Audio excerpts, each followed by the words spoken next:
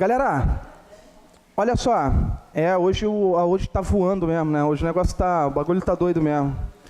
Olha só, vou fazer uma abordagem agora sobre um assunto que a SpaceX, ela de vez em quando cobra isso. Havia um tempo que ela cobrava mais, ela passou um tempo assim meio sem cobrar, mas sempre é assunto que é o Decreto-Lei 200.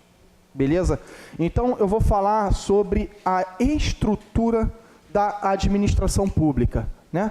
Muita gente já assistiu essa aula sobre administração direta, administração indireta. Então, em cima desse contexto aí, eu vou fazer uma abordagem, depois eu vou falar sobre as entidades políticas e administrativas, para a gente poder ir caminhando, porque eu quero falar ainda sobre a evolução da administração pública no Brasil. Bom, vamos lá.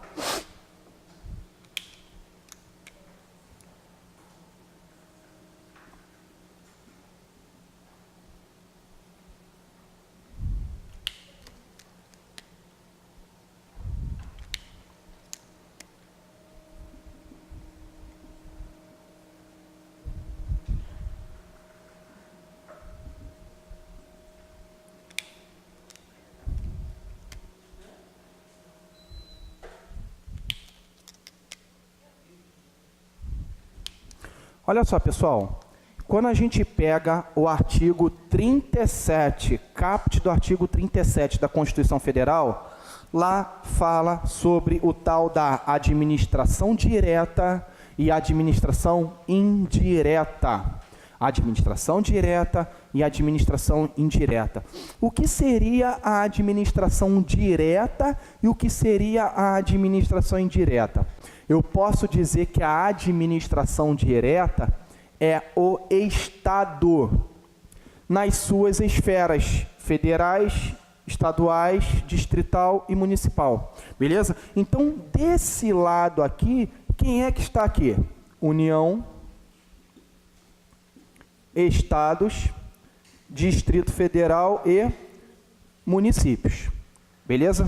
Então, eu não posso esquecer isso jamais.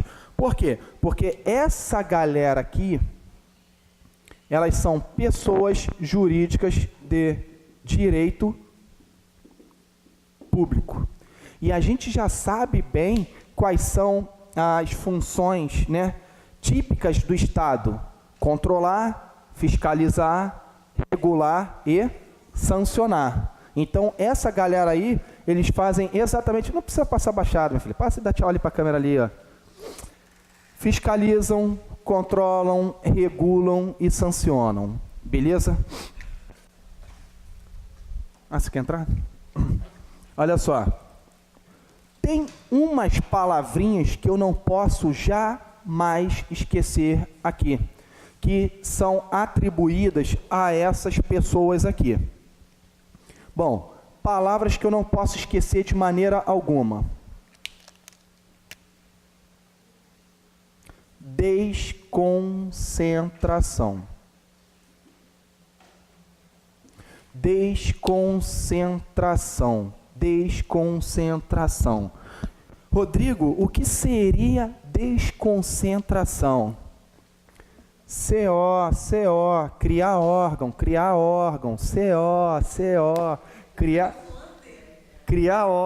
criar órgão, beleza?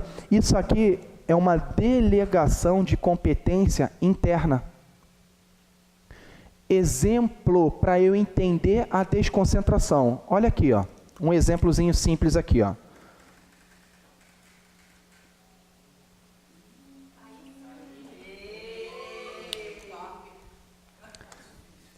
Aqui, galera, olha só. Aqui é o presidente, aqui os ministros. Quando eu tiro o poder do centro e jogo para alguém, eu delego esta competência. Eu crio um órgão aqui, ó.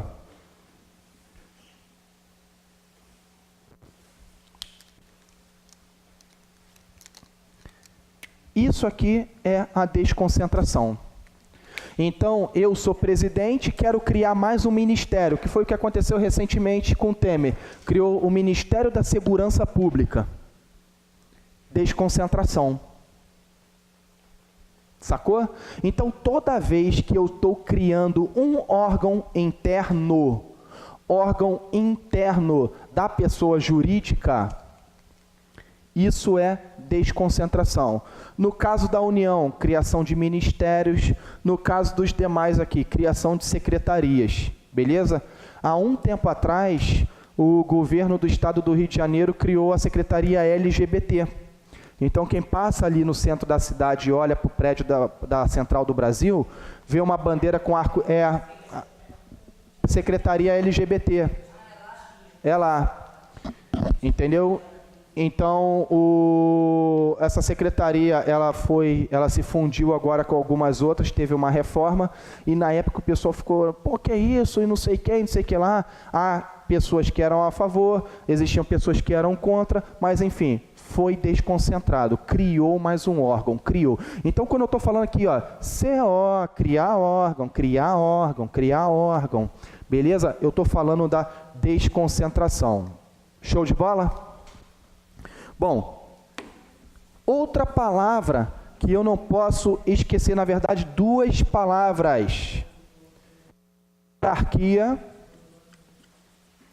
e disciplina.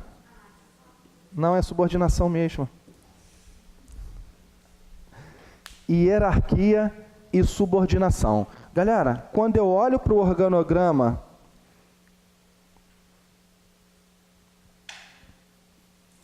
eu vejo quem manda e quem obedece, olhando para cá. Então, na administração direta, eu obedeço a um regime de hierarquia e de subordinação. Beleza? Isso aí é simples da gente entender. Vocês vão sempre lembrar da figura do organograma. Então, União, Estado, Distrito Federal e município, você em todos os lugares vai ter um chefe, vai ter um vice-chefe, vai ter os escalões, nada mudou. Então, desconcentração, hierarquia, subordinação. Beleza? Vou apagar aqui, vou fazer um alerta para vocês. Alerta! Alerta! A desconcentração, pessoal, ela também tem um outro nome. Ela pode vir com um outro nome, chamado de descentralização hierárquica. Descentralização hierárquica. Então, a palavra hierarquia, ela vai estar sempre atrelada à administração direta. Direta. Então, quando eu penso na administração direta, eu penso no próprio Estado. Olha uma outra palavra que eu vou colocar aqui para vocês não esquecerem. Centralização. Centralização. Vou digitar para vocês, pessoal. Escrevam aí, por favor. Centralização.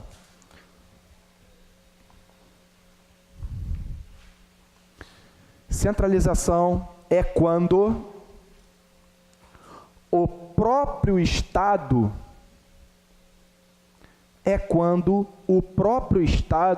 oferece um serviço à sociedade. Ponto. É quando o próprio Estado oferece um serviço à sociedade. Ponto.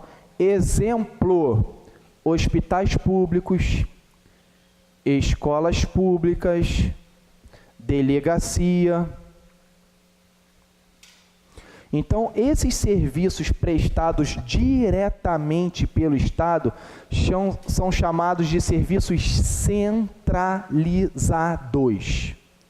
Centralizados. Beleza? Pode. Quando você falou ali a parte de delegação, né? Não posso falar outorga, né? Outorga Outorga é uma delegação externa. outorga é uma delegação externa. A outorga vai acontecer aqui agora. Beleza?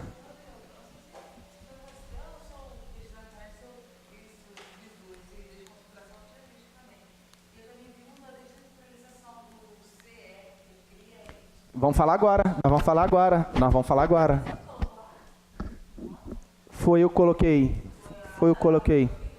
Então, aquele bizu lá foi eu que coloquei. Olha só, galera, preste atenção num detalhe. O Estado, ele tem duas opções. Na verdade, ele tem até mais. Inicialmente, eu vou falar de duas. Ou ele presta o serviço direto à sociedade, ou ele cria ou autoriza alguém para prestar. Esse fato ou esse ato de deixar alguém ou de criar outra pessoa para poder prestar o serviço, o nome disso é descentralização. Como que ocorre a descentralização? Assim, ó, aqui, ó.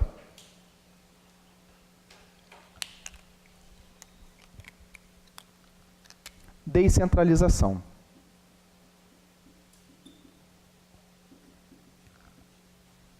Se na desconcentração ela é interna, CO, criar órgão, CO, criar órgão. Na descentralização ela é externa, CE, criar entidades, CE, criar entidades. Olha aí que coisa mais chata. Então, olha só, pessoal, quem faz parte da administração indireta? Autarquia, fundação pública, empresa pública e sociedade de economia mista. Pode? Então, olha só, dentro da administração indireta, também pode ocorrer a desconcentração, por exemplo, numa autarquia. Pode. A desconcentração, ela é uma delegação interna. Ela pode ocorrer aqui, pode ocorrer aqui. Se uma autarquia, ela quiser criar um órgãozinho dentro dela, isso também é uma desconcentração. Beleza? Toda pessoa jurídica que cria um órgãozinho dentro dele, isso é desconcentração. Beleza? Então, aqui na administração direta só ocorre a desconcentração, e se ocorrer a descentralização, vai recair aqui. Criar entidades, cria uma outra pessoa. Beleza? Galera, qual é o bizu que eu sempre dou aqui? E nós vamos falar desses bruxinhos aqui. Esses três caras aqui, pessoal, eles são direito privado. Eles são de direito privado. Esse cara aqui, ele é direito público. Pô, Rodrigo, a autarquia, então, ela vai exercer as mesmas funções do Estado? Praticamente sim. Praticamente sim.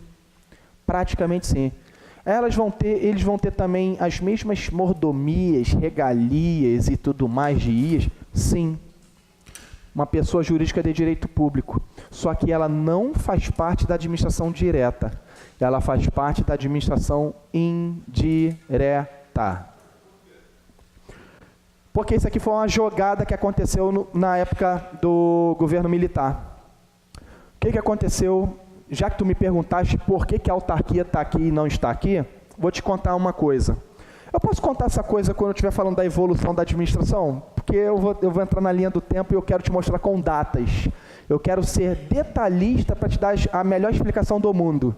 E aí tu vais entender. Guarda essa pergunta aí, que eu vou te explicar por que a autarquia está aqui e não aqui, mas na linha do tempo. Olha só, órgão não tem personalidade jurídica. Órgão não é pelo...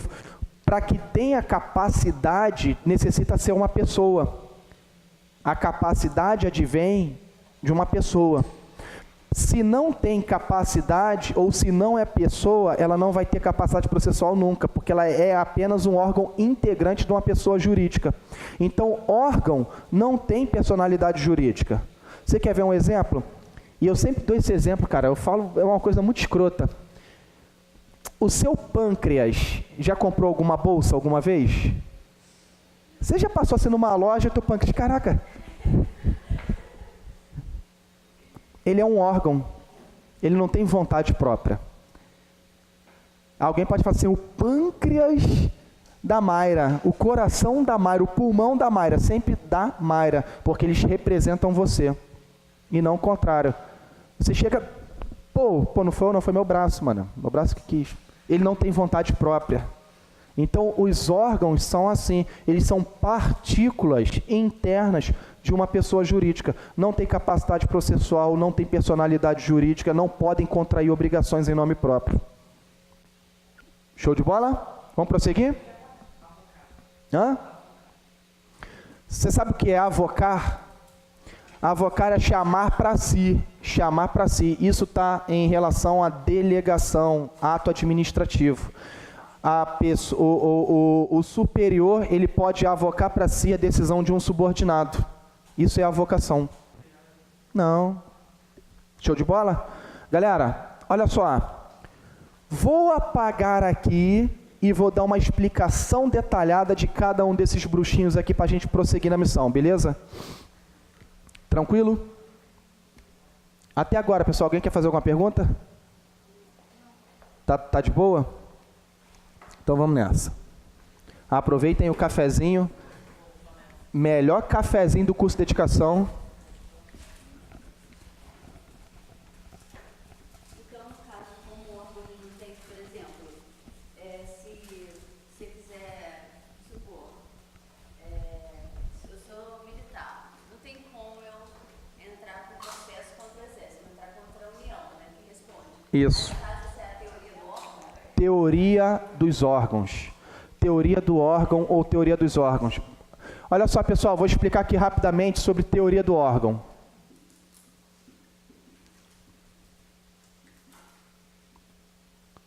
Teoria do órgão. Eu não falei para vocês que a desconcentração é criar órgão, criar órgão, criar órgão. Então, olha só, preste atenção nesse detalhe aqui. Aqui, ó.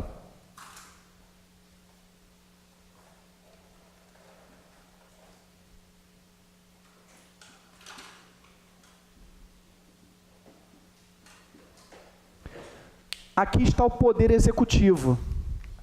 Aqui estaria o presidente, os ministros, as secretarias dentro dos ministérios e tudo mais. Cada quadradinho desse aqui é um órgão. A presidência é um órgão. A vice-presidência é outro órgão. A Casa Civil é outro órgão. Ministério da Defesa, um órgão. Ministério da Saúde, um órgão. Ministério da Justiça, um órgão. Ministério do Transporte, um órgão. Ministério do Trabalho, um órgão. Cada quadradinho desse aqui é um órgão. Vamos supor que eu queira criar mais um bruxinho aqui. Criei mais um ministério aqui, ó. Aqui, criei ele, ó. Tá aqui, ó. Criei o bruxinho aí, ó. Quando eu delego competência desse cara para cá e crio, e falo assim, a partir de agora, a guerra é tua e você vai ser o ministro, você vai ser o chefe da pasta. Eu desconcentrei, desconcentração. Só que o que diz a teoria do órgão, desse órgãozinho aqui, ó, desses órgãos aqui? Órgão não possui personalidade jurídica. Órgão não possui personalidade jurídica. Pelo fato dele não possuir personalidade jurídica, ele não pode contrair obrigações em nome próprio.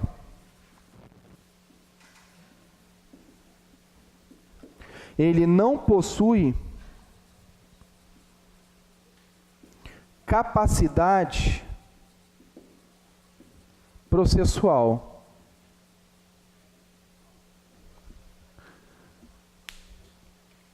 Ou seja, pô, vou botar a Maria no pau, vou botar a Maria na justiça. Nem que fala logo assim, né? Vou botar a Maria no pau, vou botar a Maria na justiça, vou botar o exército no pau. Não existe isso, meu nobre. Você está querendo me dizer o quê? Que você quer ajuizar uma ação contra a União para uma reparação de danos provocado por agentes públicos que trabalham num órgão chamado Marinha do Brasil, é isso? No Exército Brasileiro? Olha a diferença. Nem que ele quisesse colocar a Marinha na justiça, ele não ia conseguir, porque a Marinha é só um órgão. Ela não tem capacidade processual.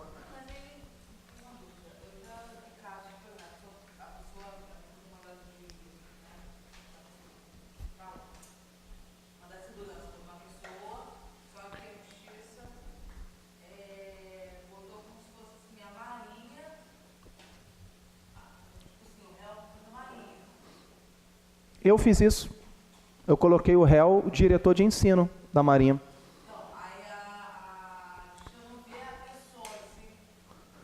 Olha só, você pode apontar um agente público, um representante do Estado, mas a ação é sempre contra a pessoa jurídica.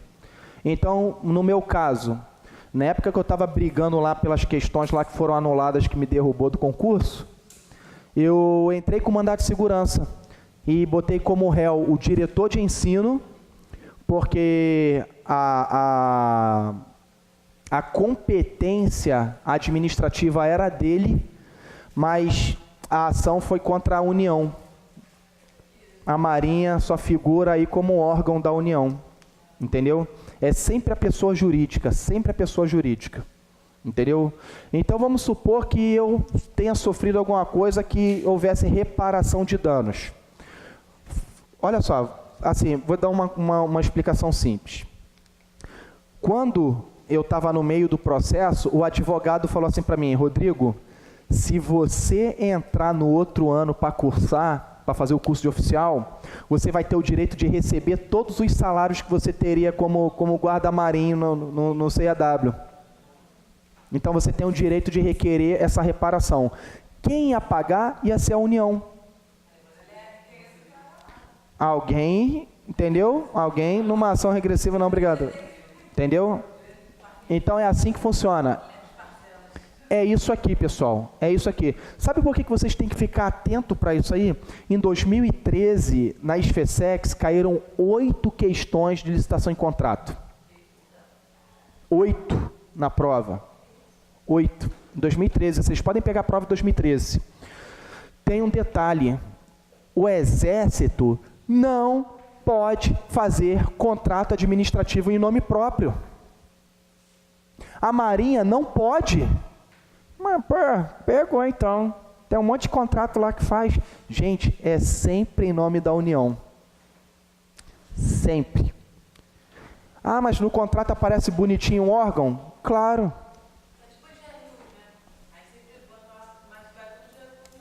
Ministério da Defesa, Ministério da Fazenda, sempre um recolhimento, guia de recolhimento da União, GRU, pum, já cai direto no cofre do Tesouro.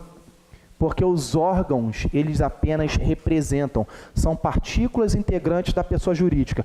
Fechamos esse entendimento, pessoal? Ficou bonitão? Bom, vamos falar da autarquia um pouco. Minto, vamos falar de uma outra coisa aqui, que são os princípios administrativos. E que já caiu na prova da SFSEX.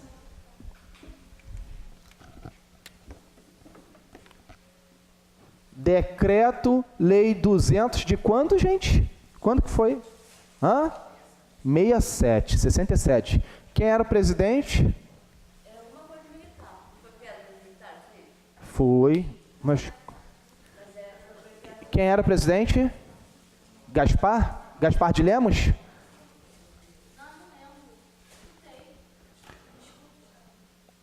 Humberto de Alencar Castelo Branco. Humberto de Alencar Castelo Branco. Olha o que eu descobri, vou falar uma coisa para vocês. O marido da minha prima, ele falou assim um dia, brincando assim comigo, ele falou assim: Rodrigo, aí cara, descobre aí qual é a minha árvore genealógica, que se a gente tiver uma herança a gente divide. Aí eu comecei a investigar mesmo a família desse marido da minha prima, do Maierton. Ele é sobrinho neto da Raquel de Queiroz, Maierton, né? Tem aquela escritora Raquel de Queiroz? A Raquel de Queiroz é prima em 3º grau do Humberto de Alencar Castelo Branco. Eu descobri que o Maierton, ele tem um parentesco em 6º grau com o Marechal. Falei, só que não tem herança nenhuma, não tem nada, não adiantou nada.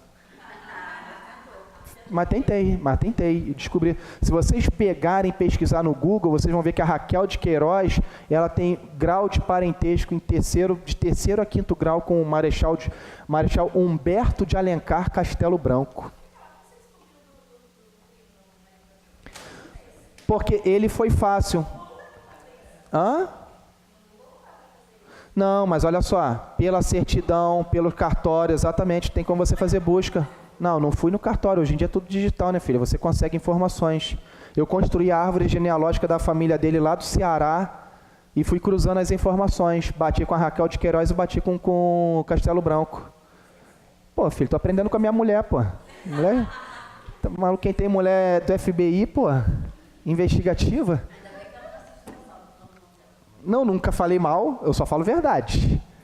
Eu não falo mal, eu só falo verdade. Galera, preste atenção nesse detalhe aqui, ó. Decreto-Lei 200. Princípios administrativos, ou chamado também de princípios fundamentais.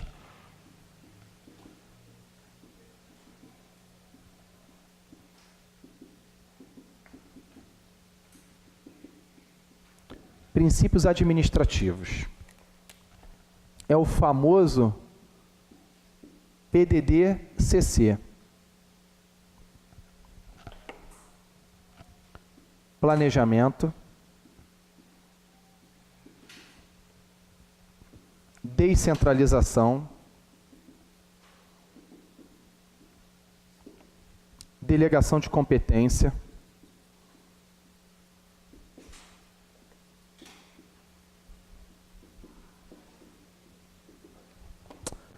coordenação e controle. Galera, isso, se eu não me engano, está no artigo 5º ou artigo 6º do Decreto-Lei 200, se eu não me engano, né? Tem anos que eu não abro esse decreto aí para estudar, para ler. 6º? Está anotado aí? Então, obrigado aí. Confirmou. Artigo 6º do Decreto-Lei 200. Vocês vão dar uma lida nisso aí, para pegar os bizus, só que vocês vão prestar atenção nesse cara aqui, ó.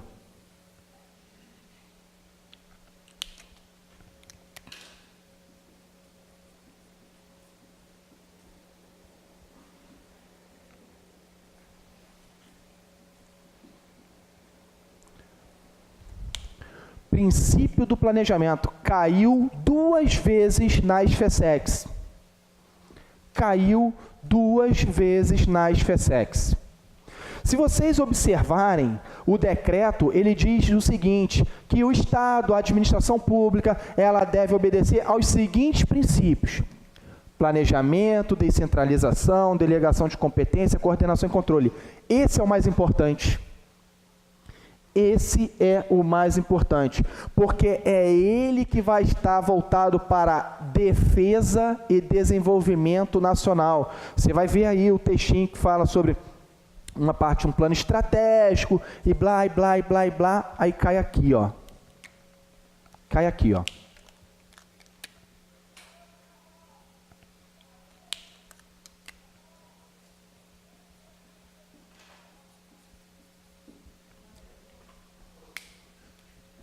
Aqui, ó. Plano plurianual e lei orçamentária anual. Gente, nós vamos estudar também orçamento público, tá? Vou dar uma pincelada Vou falar de orçamento público. O orçamento público, a Lei 4.320, ela foi editada no mesmo período que o Decreto-Lei 200. Amarraram as normas por causa do princípio do planejamento.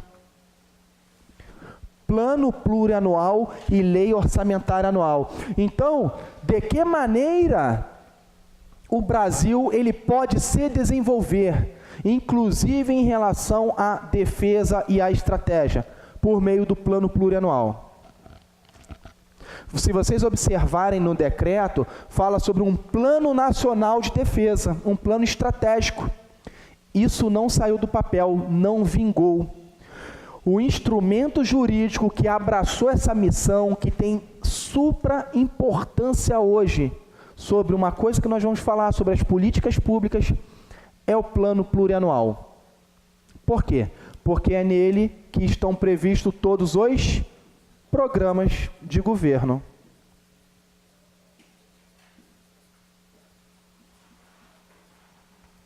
Que isso, neném? Fala, Carla.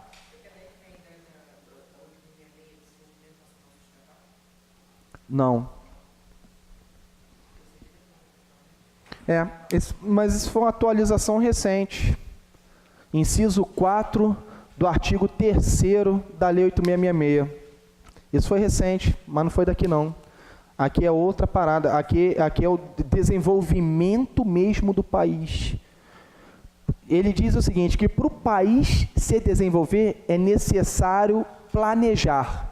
E o planejamento tem que estar pautado em alguns documentos. Aí tem um plano nacional de defesa, um plano estratégico, plano plurianual, lei orçamentária anual. E realmente foi a partir dessa década de 60 que o Brasil colocou as finanças públicas de uma forma ordenada, porque criou o orçamento programa.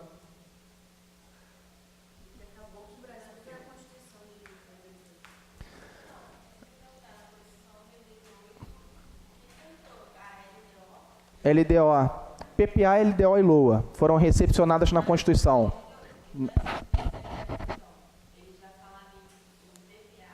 Já, porque o PPA já falava em PPA, em plano. Também sobre a questão da administração direta, né? Da descentralização. Decreto-Lei 200, não?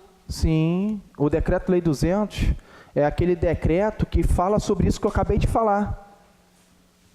Administração direta e administração indireta. A Constituição de 88 só recepcionou isso. Aqui, ó. Deixa eu abrir o documento ali, que eu vou mostrar para vocês. Olha só como é que é. Assim, ó. Vou mostrar o documento, porque no documento fica mais fácil de vocês visualizarem.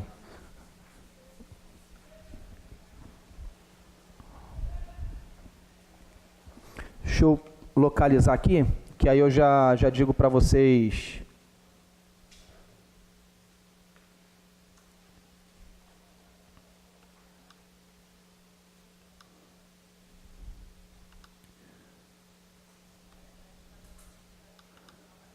Bom, já sei que não está aqui nesse documento. Deixa eu dar um localizar aqui rápido, Decreto-Lei 200, que eu mostro.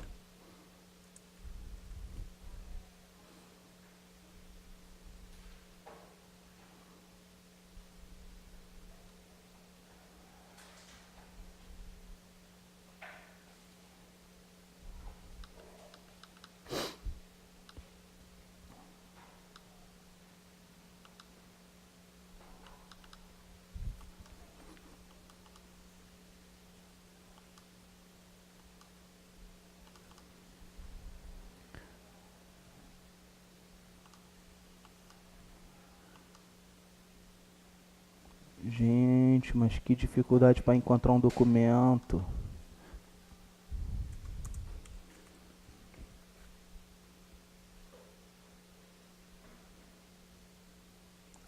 Aqui eu acho que tá.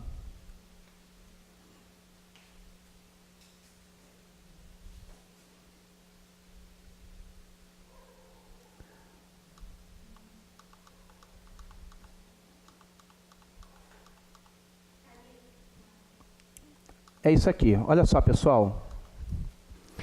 Decreto-Lei 200. Olha só, vamos dar uma pinceladinha aqui no Decreto-Lei 200 para vocês entenderem o que eu quero falar, né? Esse decreto, foi ele que criou essa coisa chamada da administração direta e administração indireta, beleza? A Constituição de 88 só repetiu, só recepcionou isso aí. Quem faz parte da administração direta? Isso aqui foi uma questãozinha que caiu no CAP lá. União, Estado, Distrito Federal e municípios. Mas, Rodrigo, por que aqui só está falando, por exemplo, do Ministério? Porque isso aqui é um decreto federal. Então, fala do presidente da República e dos seus ministérios. A gente está falando no âmbito federal. Passando aqui, a gente observa as autarquias e tal, e tal, e tal. Vamos para onde eu quero.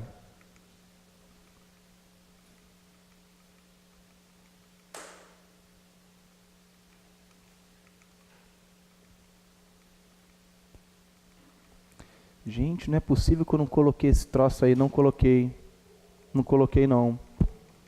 Não está nesse documento ainda. Porra, show ao vivo é fogo, né? Então vamos lá, deixa eu... É porque esse computador aqui não tem... Cara... Deixa eu tentar esse. Se eu não conseguir nesse aqui, eu não abro mais nenhum. Ah, são só questões. Esquece. Esquece. Eu vou mostrar depois no intervalo, eu vou tentar localizar, vou baixar aqui pela internet e vou mostrar a vocês o que passa aí no Decreto-Lei 200. No próprio princípio do planejamento, quem acessar aí já vai ver, princípio do planejamento, ele fala de alguns instrumentos. Plano plurianual, principalmente, e lei orçamentária anual. Foi nesse período que foi criado. A Constituição ela só recepcionou do artigo 165 a 169. Então, você quer saber de orçamento na Constituição, você vai ler do artigo 165 a 169. E isso eu vou falar na nossa aulinha de orçamento. Beleza? Então, dentro daqueles princípios, vocês vão atentar para o princípio do planejamento, que já caiu 2 vezes nas FESEX. Deixa eu falar sobre autarquia. Autarquia.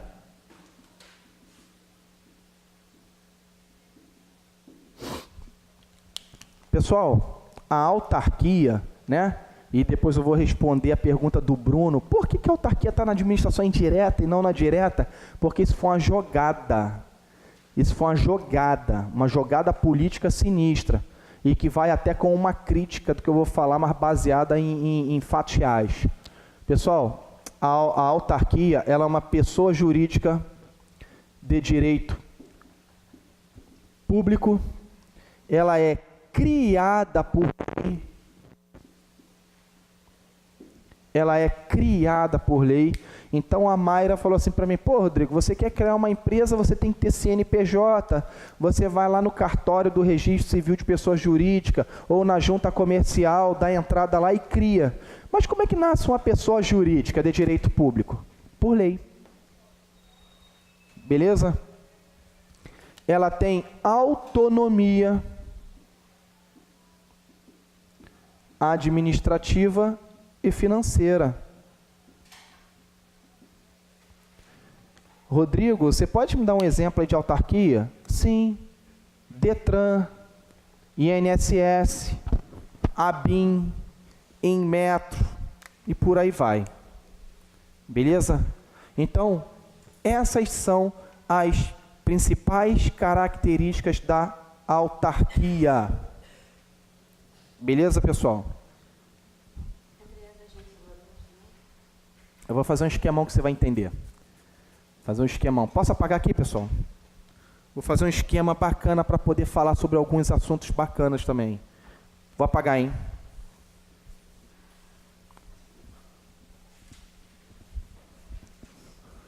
Vamos lá, pessoal. O que aconteceu? A emenda constitucional de 98, a número 19, ela alterou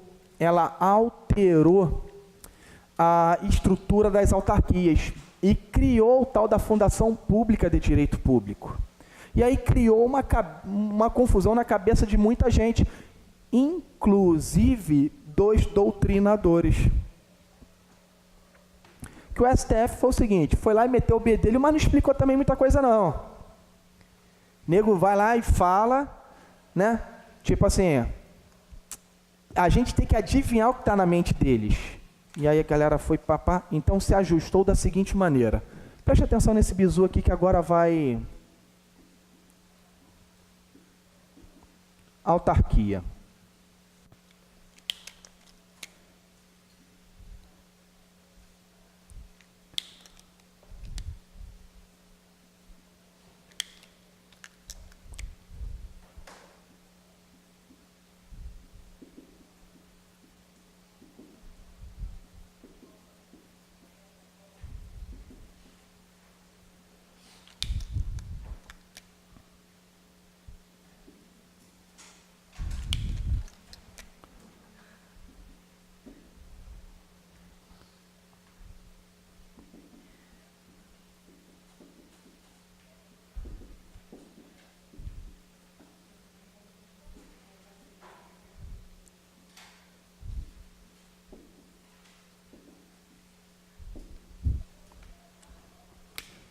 Olha só, galera, nós hoje temos no nosso ordenamento jurídico alguns tipos de autarquias, beleza? Nós temos as chamadas autarquias comuns, nós temos as autarquias especiais e nós temos as chamadas autarquias fundacionais. Vou começar falando da autarquia comum. O que é uma autarquia comum? É uma autarquia que exerce atividades típicas da administração. Ponto. São autarquias que exercem atividades típicas da administração. Apenas isso, como está no Decreto-Lei 200. Beleza? É uma pessoa jurídica de direito público, com autonomia administrativa e financeira, patrimônio próprio e que exerce atividades típicas da administração. Nada demais. Mas aí criou-se a chamada autarquia especial. Rodrigo, por que essa autarquia ela é especial? Porque ela tem mais autonomia para atuar. Ela tem mais autonomia para atuar. Ela tem mais autonomia para atuar. Então, essas autarquias especiais... Ah, Rodrigo, me dá um exemplo. O mandato de presidente de uma autarquia, ela não pode sofrer alteração, de uma autarquia especial, ela não pode sofrer alteração e ingerência do presidente da República, de trocar a hora que ele quer. Existem algumas coisinhas a mais que essas aqui não tem. Então, nós temos aqui 3 tipos de autarquias comuns. Especiais, minto. As agências executivas, as agências reguladoras e os consórcios públicos. Pausa. Deixa eu explicar essa daqui, depois eu vou me ater somente ali. O que é a autarquia fundacional? Isso aqui também tem um outro nome, tá, gente? Isso aqui também é conhecido como fundação autárquica.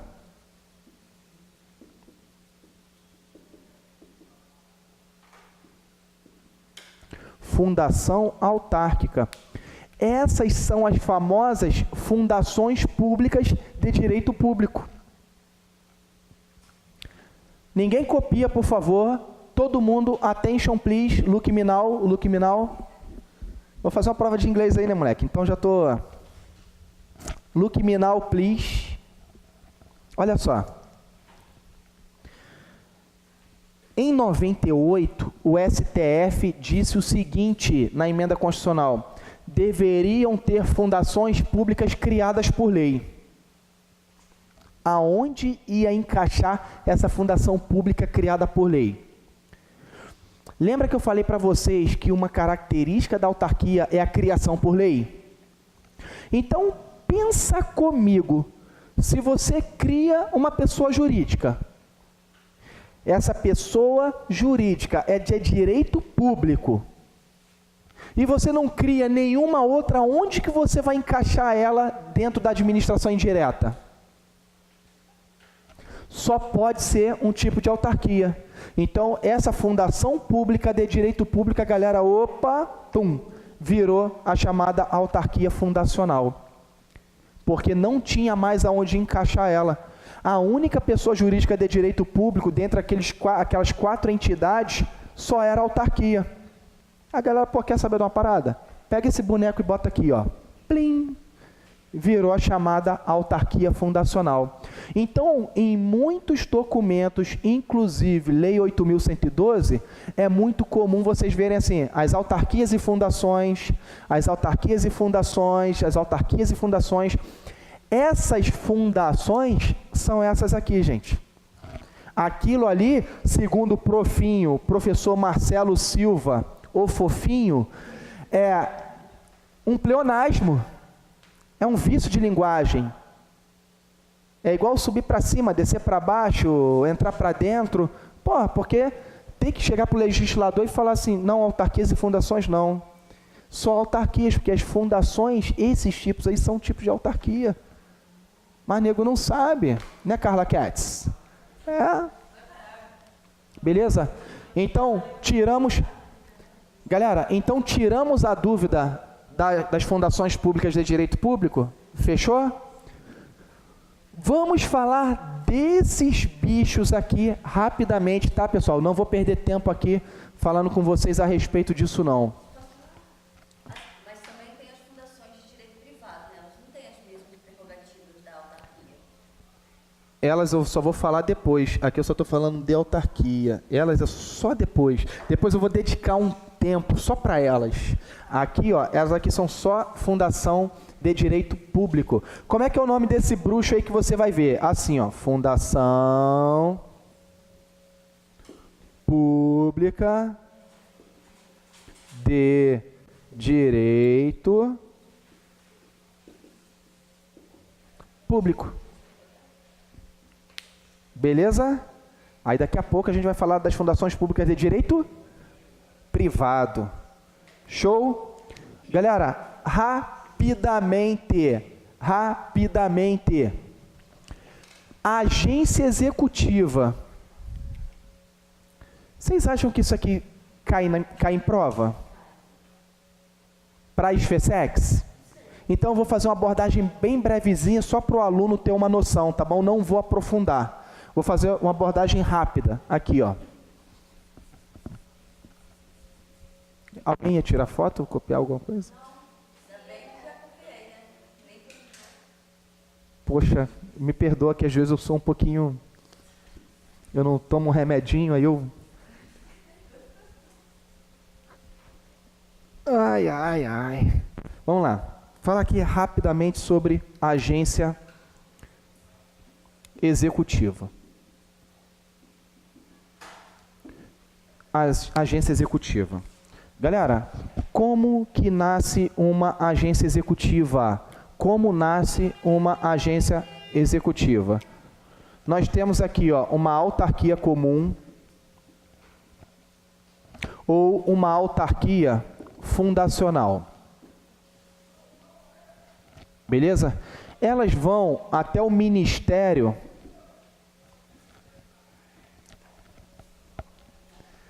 Aqui são vinculadas. Lembrei agora de falar de um lance. Deixa eu anotar aqui, ó, vinculação. Muita coisa, né? Elas vão até o ministério e falam assim: ministro, olha só, eu quero virar autarquia especial. Eu não quero ser tratado como as outras pessoas, eu quero ser especial, eu quero atenção especial, porque eu sou especial. Eu não quero. Beleza, o ministro falou assim: olha só, vamos fazer uma paradinha? Vamos fazer um contrato de gestão.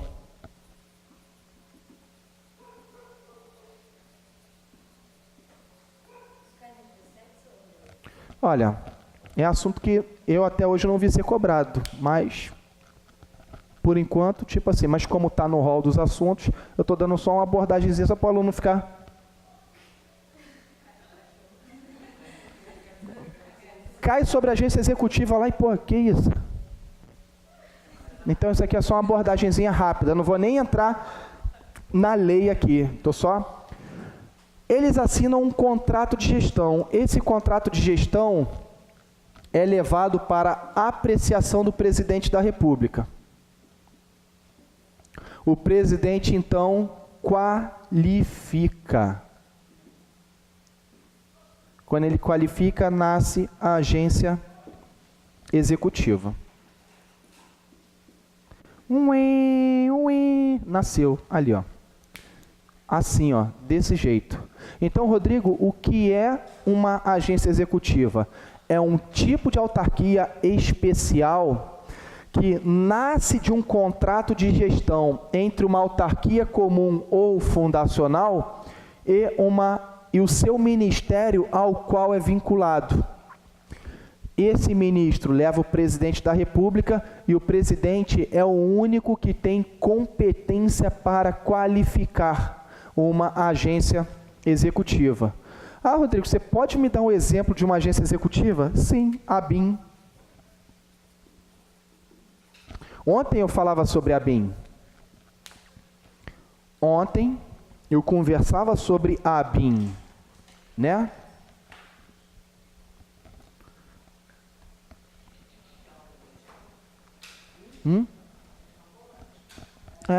Se cair já está aqui o resumão, pelo menos o aluno não fica com cara de cachorro cagado em cima do muro. Então, peraí, pensar aqui um negócio aqui. Então, como uma agência executiva, ela só pode ser formada por uma autarquia comum. Ou fundacional. Então, a autarquia especial não pode ser agência executiva. Não pode fazer esse contrato de gestão? Não, porque ela quer se transformar numa especial. A especial vai querer virar especial? É a comum que quer virar especial. Beleza? Fechamos aqui, galera? Mata uma guerra? Ah, não, vou apagar aqui, ó. Olha só.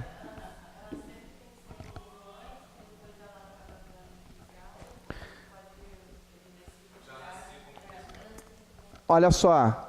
Nós vamos ver as outras que já nascem especiais, mas essa aqui, ela vai ser sempre ou uma comum ou uma fundacional que vai se transformar. Porque tem que ter o documento chamado contrato de gestão. Olha o que eu vou falar. Anotem! Anotem! É condição sine qua non, condição exclusiva ter o contrato de gestão para as agências executivas.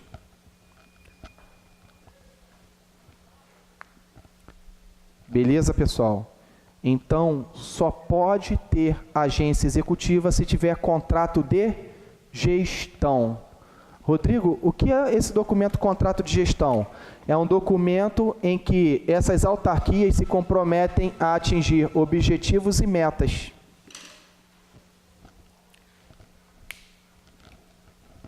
Vou dar mais uma outra informação. Outro documento que esses caras têm que ter para mandar para o ministro é um plano de reestruturação.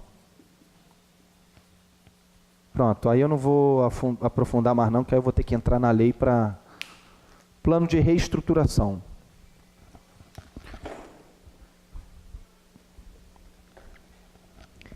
Molezinha, né, Carla? Isso é gostoso demais, cara. Melhor que isso aí vai ser hoje lá um hamburgão gostoso lá no Big Mac. Hoje eu vou me acabar no Big Mac.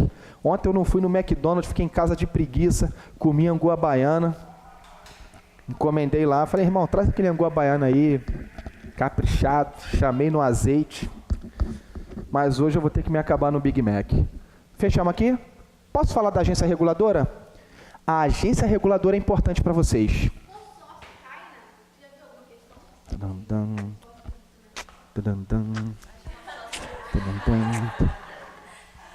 Sabe que eu não sei, cara? Cai.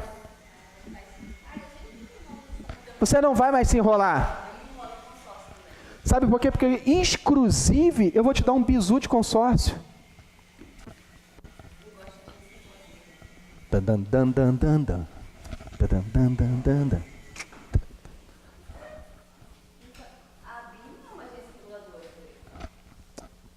A ABIN não é agência reguladora, não. É agência executiva.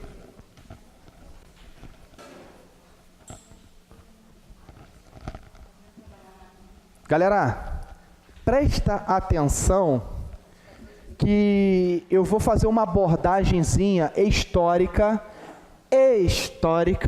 fazer uma abordagem histórica, porque cai história, então tudo que é de história é sempre bem-vindo, né? Não é isso aí, pai? Estamos na Bahia, então olha só, vou falar sobre agência reguladora.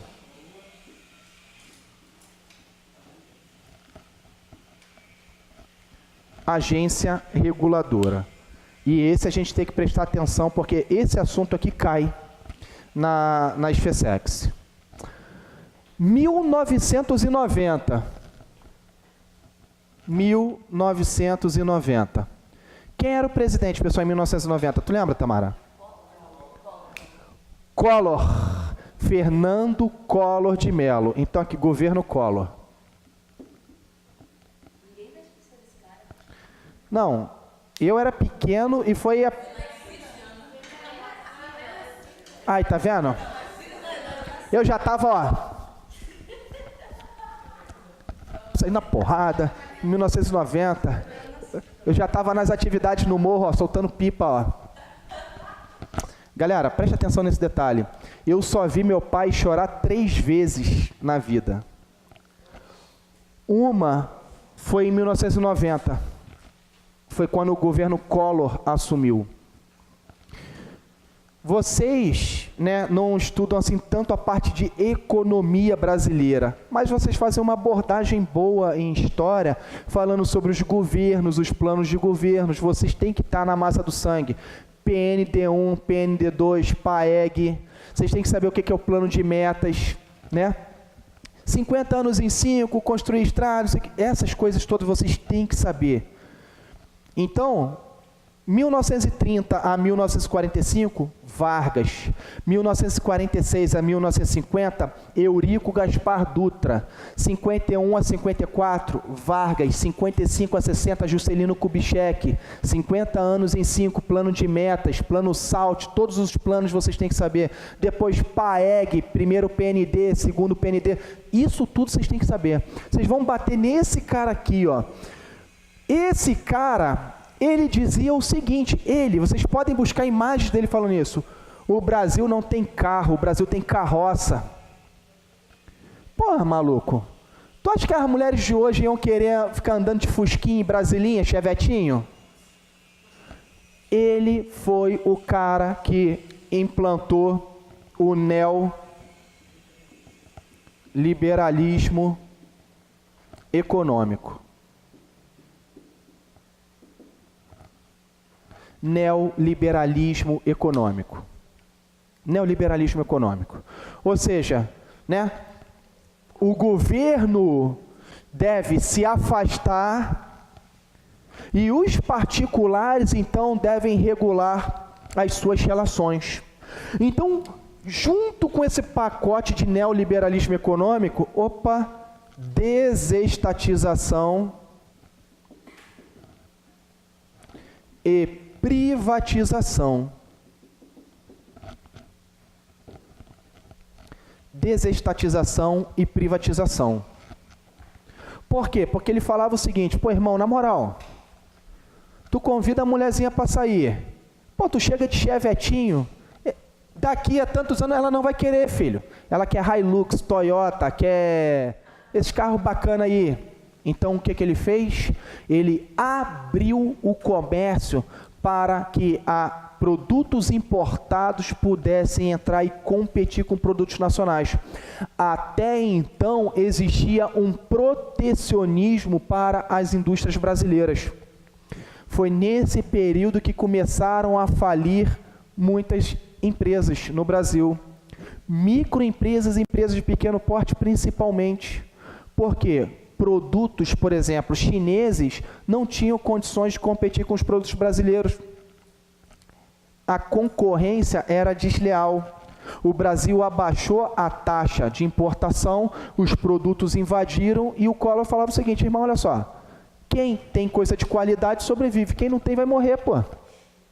Acabou.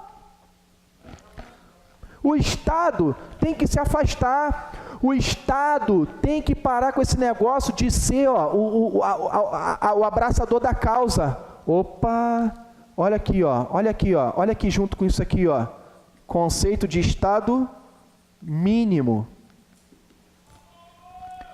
Conceito de Estado mínimo. Conceito de Estado mínimo.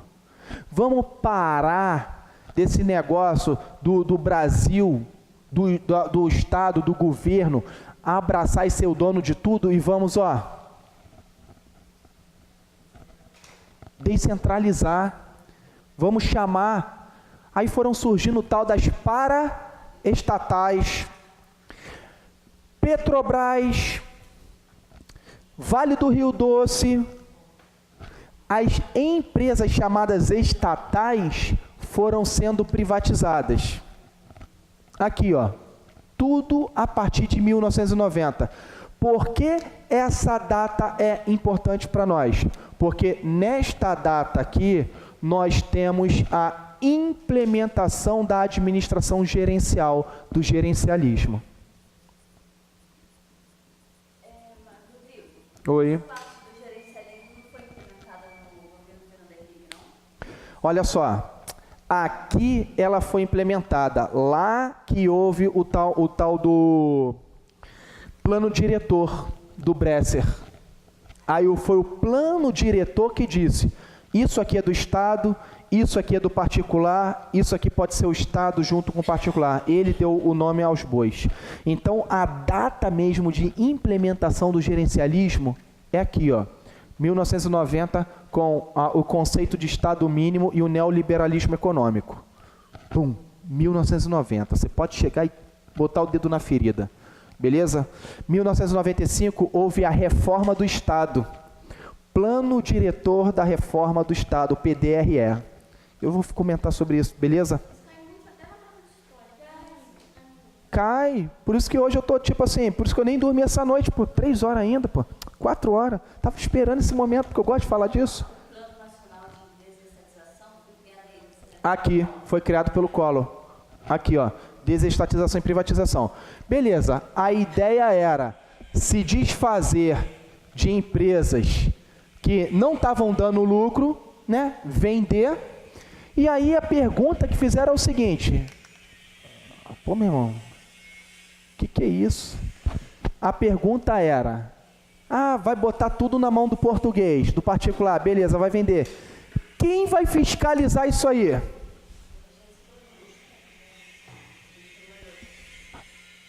Caramba, é mesmo, hein? Tem que ser alguém que tenha poder de controle, de fiscalização, de regulamentação, de sancionar. Então tem que ser uma autarquia. Mas as autarquias comuns, elas só fazem atividades típicas de administração. Cria alguém com mais autonomia, com mais poder. Surgiram então as agências reguladoras, nesse contexto aqui. Então, quando eu falo de agência reguladora, função, principal função da agência reguladora: fiscalizar e controlar os serviços executados pelos particulares. Exemplo: Anatel, ANAC, ANA, Anvisa, ANEEL. Com isso também, né? Implementou também a concorrência, né? Porque eu não sei. Dizem que quando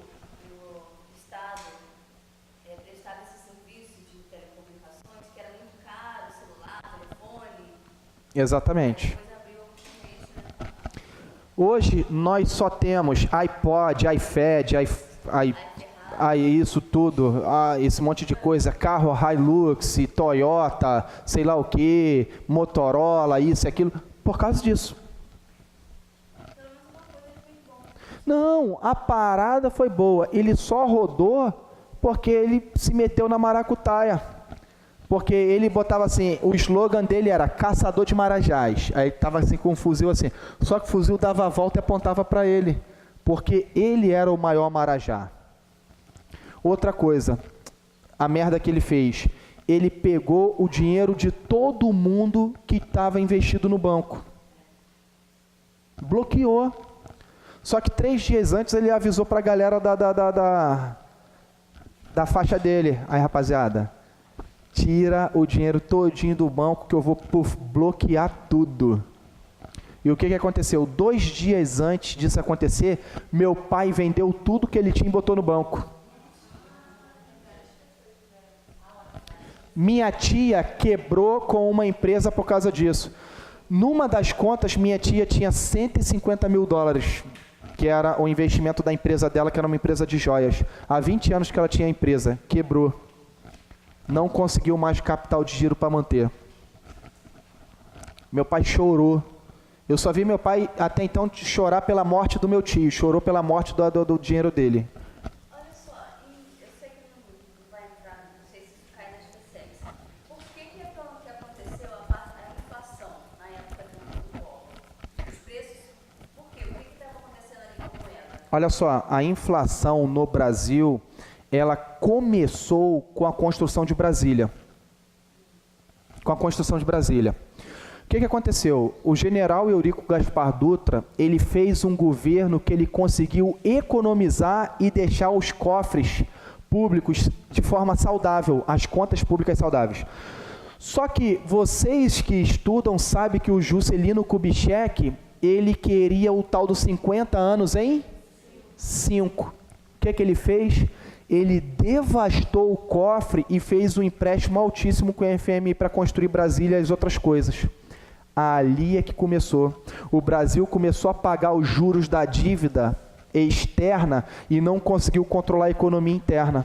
Quando houve a crise do petróleo na década de 70, que o Brasil houve o tal do milagre econômico, ainda assim os juros começaram a ser muito grandes. Foi lá que começou. Então, quando que você começou a regularizar a questão da estagflação, que a década de 80 era conhecido como estagflação? Você tinha uma economia estagnada com inflações altíssimas. Foi no Plano Real. Quando entrou o Plano Real de colocar R$1 a $1, foi quando a economia começou a ter saúde para poder controlar os juros. Então, os juros começaram a baixar do Plano Real para cá. Mas a inflação ela surgiu quando a dívida foi toda raspada, quando o Juscelino Kubitschek, entendeu? Galera, vou fazer um intervalinho rápido aí, depois a gente volta.